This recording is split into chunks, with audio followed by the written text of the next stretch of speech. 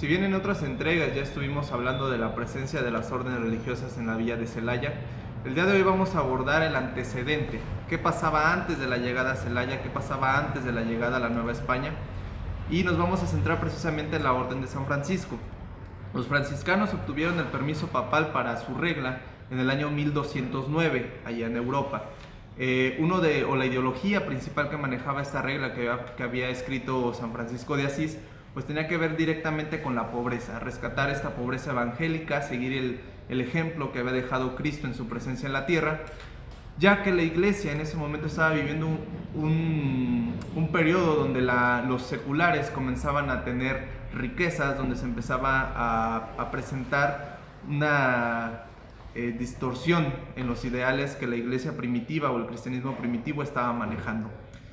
San Francisco muere y sus seguidores tienden a dividirse, tienden a interpretar lo que es la pobreza evangélica de diversas maneras. Nacen dos líneas muy importantes que van a ser los conventuales y los observantes. Los conventuales van a manejar de una manera más relajada la regla de San Francisco, van a empezar a obtener riquezas, van a empezar a fundar conventos, van a empezar a tener ciertos privilegios que los observantes veían de mala manera. ¿Por qué? Porque los observantes se apegaban directamente a la regla, ¿no? Era una pobreza donde no tenían derecho a tener posesión, no tenían por qué tener ningún bien personal. Al ingresar a la orden renunciaban a todos sus bienes personales y se entregaba al pueblo, ¿no? A los pobres que estaban necesitados de ellos. No podían tener derecho a un lugar como seguro, un domicilio seguro, tenían que vivir de su trabajo y de la limosna que les entregaba la gente. Comienza un cierto conflicto a lo largo del siglo XIV, siglo XV en Europa entre estas dos líneas de las órdenes religiosas. Finalmente se van a imponer los observantes con la presencia de un personaje muy importante para la orden, que va a ser Francisco de Cisneros. Este individuo va a reformar totalmente a los franciscanos en España y esto les va a permitir ser los primeros en llegar a la Nueva España.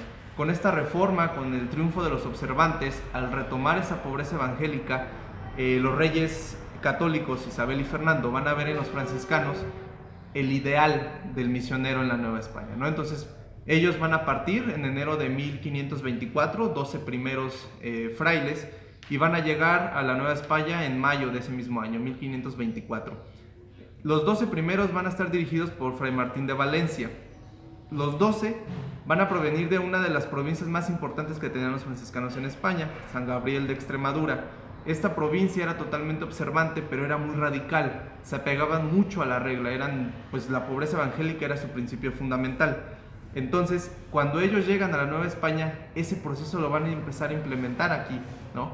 Los primeros 12 y los siguientes misioneros que van a estar llegando de Europa, pues van a traer todavía este apego a la regla, seguir o esta idea utópica de fundar una iglesia nueva en la Nueva España.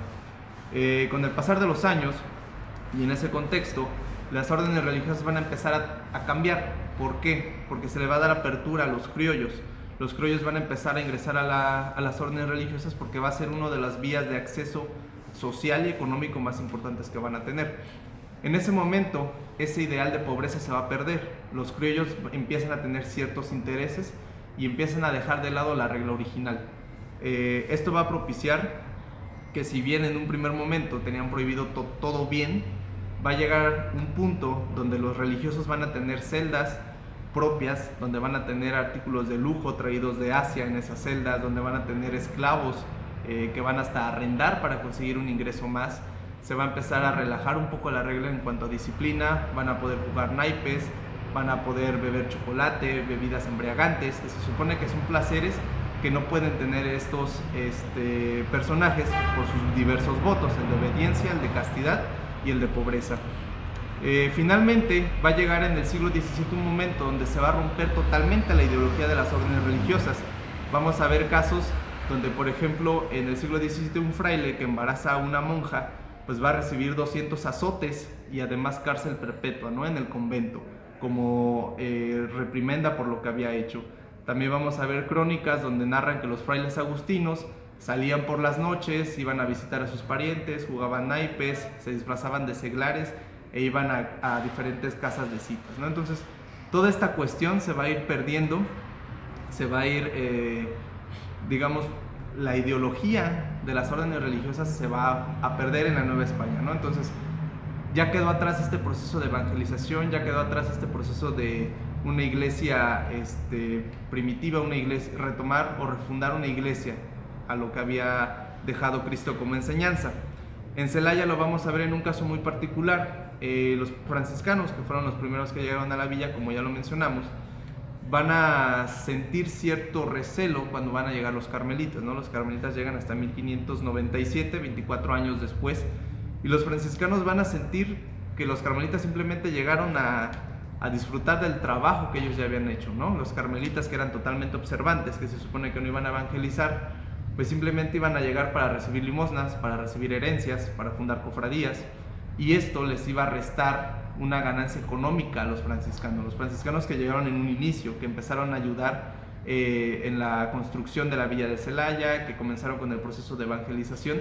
Entonces obviamente se mostraron enojados ante la situación, a pesar de que la regla les impedía pues sentir este tipo de, o tomar este tipo de acciones, porque incitaron al pueblo para fastidiar o para impedir la fundación de los carmelitas en Celaya, al grado de que se narra de que empezaron a arrojar piedras y demás.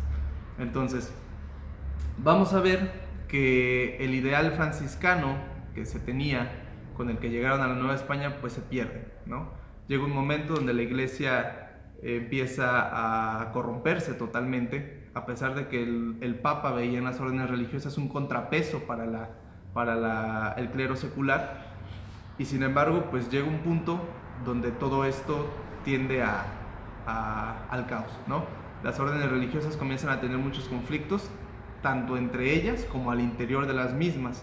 Uno de los grandes factores, como ya lo mencionamos, va a ser la entrada de los criollos, porque los criollos buscaban poder, ¿no? Buscaban sobresalir. Entonces comenzaron a tener conflictos con los españoles, y por ejemplo en la Ciudad de México, dentro de la Orden de los Carmelitas Descalzos, los estudiantes del noviciado de San Ángel fueron al convento de San Alberto de México, donde estaban los españoles, y los sitiaron básicamente, ¿no? Y querían golpear a los españoles porque no se les daba los mismos derechos o los mismos privilegios que ellos tenían. Estamos hablando de finales del siglo XVI. Entonces, toda esta dinámica religiosa, que tiene que ver con el corporativismo, pues es simplemente un reflejo de lo que estaba viviendo la sociedad novohispana, una sociedad que conforme iba avanzando el periodo del virreinato se iba complejizando cada vez más. Celaya pues forma parte de ese mismo contexto, y lo vamos a ver reflejado en los diferentes desacuerdos que va a tener tanto la cuestión política, la cuestión social y religiosa.